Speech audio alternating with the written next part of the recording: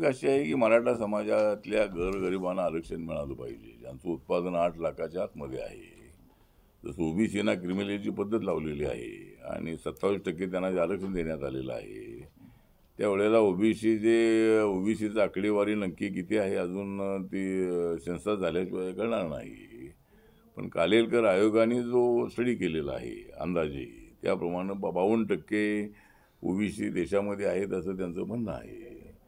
तर त्यामुळं त्यांना क्रिमिनलची पद्धत, ओबीसीचं आरक्षण हे जातीच्या आधारावरचं आहे, पण त्यांना क्रिमिनलची पद्धत लावलेली आहे. तर त्याप्रमाणे सर्वात अगोदर महाराष्ट्रामध्ये मी मागणी केलेली होती की आमच्या आरक्षणाला धक्का न लावता मराठा समाजातल्या गरिबांना आरक्षण मिळालं पाहिजे. खेड्यापाड्यामधले सगळेच मराठी जमीनदार नाही, सगळेच मराठी श्रीमंत नाही आहे, सगळेच मराठी उद्योगपती नाही, सगळेच मराठी खासदार आमदार मंत्री नाहीत. तर जे गरीब मराठा समाजाची कुटुंब आहेत त्यांना आरक्षण मिळालं पाहिजे ही भूमिका सर्वात अगोदर मी घेतलेली आहे. त्यामुळं आता जो जरांगे पाटील यांची जी मागणी आहे ती मागणी मराठा समाजाच्या आरक्षणाची अत्यंत योग्य मागणी आहे. पण सरसकट मराठ्यांना कुणबी दाखले देऊन हा प्रश्न सुटणार नाही आहे. कुणी जरी कोर्टामध्ये गेलं तर त्याची अडचण पुन्हा होणार आहे. जे खरोखर कुणबी आहेत त्यांना ते ऑलरेडी ओबीसीमध्ये आहेतच आहेत. अजूनही तपासून काय जे कुणबी म्हणून असतील त्यांना काय ओबीसी द्यायला हरकत नाही. पण बाकीच्या सगळ्याच मराठ्यांना कुणबी म्हणता येणार नाही. पण माझी सूचना अशी आहे की तामिळनाडूमध्ये 69% आरक्षण आहे. त्यामध्ये 30%चा एक ओबीसीचा गट आहे, 20%चा एक गट आहे, 18% शेड्यूल कास्ट आहेत, 1% शेड्यूल ट्राईब आहेत.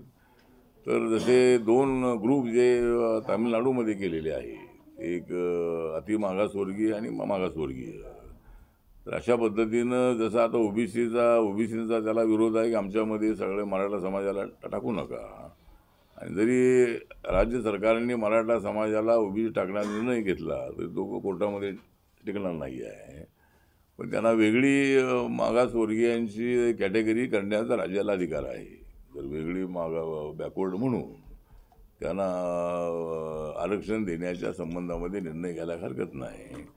आणि एकदा बॅकवर्ड म्हणून राज्य सरकारने निर्णय घेतला की क्रिमिनलची पद्धत लागणारच आहे. म्हणजे सगळ्या मराठा समाजाला आरक्षण म्हणजे सगळ्या मराठ्यांना द्यायचं नाही आहे.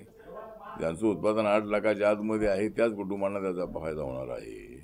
त्यामुळे 2 कॅटेगरी करून हा प्रश्न मिटवावा. आणि जरांगे पाटील यांच्या मागणीला आपला पाठिंबा आहे. हा विषय केंद्राचा नसून हा राज्याचा विषय आहे आणि राज्याने एकदा निर्णय घ्यावा.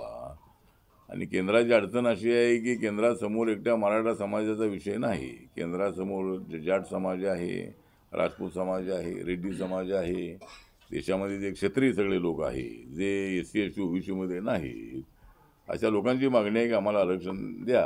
तर केंद्र सरकारला विचार करताना या सगळ्यांचा एकत्रितपणे विचार करावा लागेल. पण राज्याला कुणाला मागासवर्गीय ठरवायचं तो अधिकार राज्याला आहे. त्यामुळं मुख्यमंत्री पुन्हा म्हणतायत, देवेंद्रजी म्हणतायत, अजितदादा म्हणतायत की ओबीसीच्या आरक्षणात धक्का आम्ही लागू देणार नाही, पण टिकणार आरक्षण आम्ही मराठा समाजाला देऊ. तर त्यासाठी थोडा जरांगे पाटील यांनी वेळही द्यावा. एकदम असं अल्टिमेटम डेट देऊन सरकारला अडचणीत आणू नये. सरकारला मराठा समाजाला आरक्षण द्यायचं आहे आणि त्यासाठी थोडासा वेळ अजून त्यांना द्यावा. पण मी सांगितलेल्या धर्तीवर सरकारने जास्त वेळ न काढता लवकरात लवकर निर्णय घ्यायला हरकत नाही आहे.